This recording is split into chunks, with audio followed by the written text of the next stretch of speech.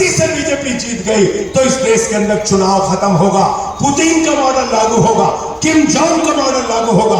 ये चुनाव भारत के संविधान को बचाने का चुनाव है। ये चुनाव बाबा साहब डॉक्टर भीमराव अम्बेडकर के संविधान को बचाने का चुनाव है।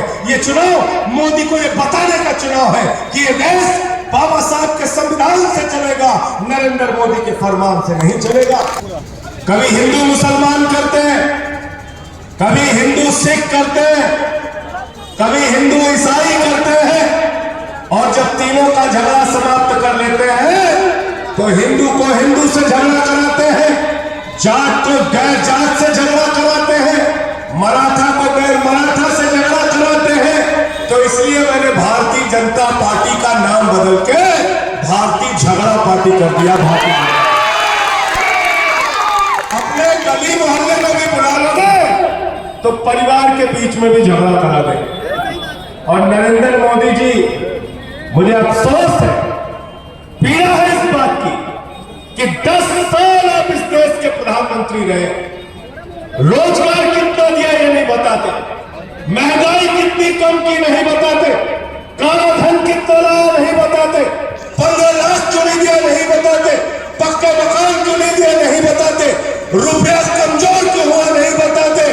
आप 10 साल देश के प्रधानमंत्री रहने के बाद मां से मोदी, मां से मुसलमान, मां से मुगल, मां से मदरसा, मां से मंगलसूत्र, और अब आपने सारी हदें पार कर दी, मां से मुजरा कह रहे हैं। मैं तो मोदी जी, मैं तो आप लोगों से हाथ जोड़ के कहना चाहता हूं, मोदी जी की सभा में गलती से ना जाना, नहीं तो मां से मां की गाली दे देंगे, दे सकते हो, उनसे सावधान रहना।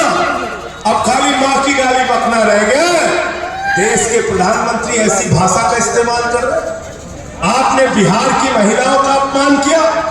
क्या कह रहे हैं प्रधानमंत्री जी? कह रहे हैं लालटेन लेकर मुजरा करने वाली जमात। मैं प्रधानमंत्री जी आपसे कहना चाहता हूं, बिहार की महिलाओं का आपने अपमान किया है।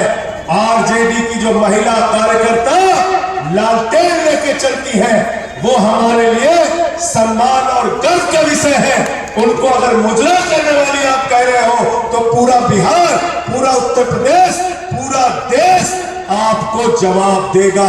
मैं आपसे कहना चाहता हूं, मैंने संसद में मोदी के सामने नारा लगा दिया, मोदी अडानी भाई भाई, देश बेच के खाई मलाई।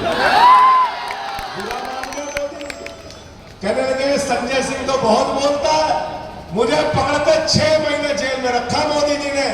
6 महीने के बाद जिस दिन से निकला हो, इनकी लंका लगाने में लग गया हो, तुरंत दिन की लंका में आग लगाने के लिए लग गया हो। अरविंद केजरीवाल को जेल में रखा, मनीष सिसोदिया को अभी तक जेल में रखा हुआ है, सत्येंद्र जैन को जेल में रखा, संजय रावत को जेल में रखा, अनिल देशमुख को जेल में रखा, ममता बनर्जी के मंत्रियों को जेल में रखा, तेजस्वी यादव, लालू यादव को नोटिस भेजते हैं, अखिलेश यादव को सीबीआई का नोटिस भेजते हैं।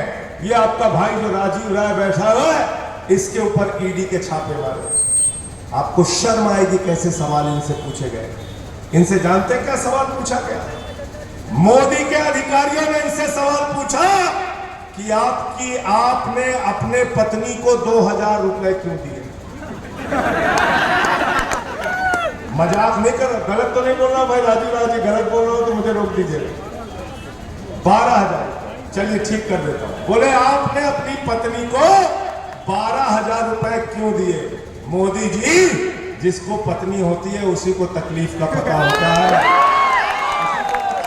माफ कीजिएगा, आपको पति पत्नी के रिश्तों की पवित्रता के बारे में भी नहीं मालूम, और आपको पत्नी की क्या क्या जरूरतें और तकलीफें होती हैं यह भी नहीं मालूम। मैं निंदा करता हूं ऐसी जांच आप राजीव राय के खिलाफ कराते हैं। क्या नफरत की बुनियाद पर दुनिया का कोई मुल्क आगे नहीं जा सकता।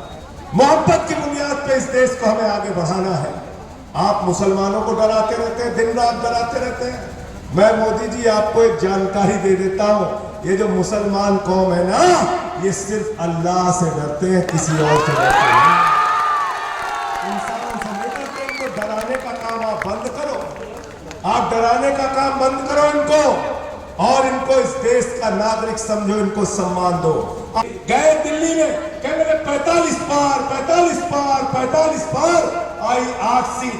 गए मिजोरम में कहने लगे 21 पार 21 पार 21 पार, आई 1 सीट। अब कह रहे 400 पार 400 पार 400 पार, जनता करे तड़ी पार तड़ी पार। तड़ी पार करना है कि नहीं करना है बताओ, हाथ उठा के बताओ पीछे है। और गाते गाते लोग चिल्लाने लगे हैं, कैसे कैसे मंजर अभी आने लगे हैं। गाते गाते लोग चिल्लाने लगे हैं, बदल डालो अब इस तालाब के पानी को, कमल के फूल तो मुरझाने लगे हैं, कमल के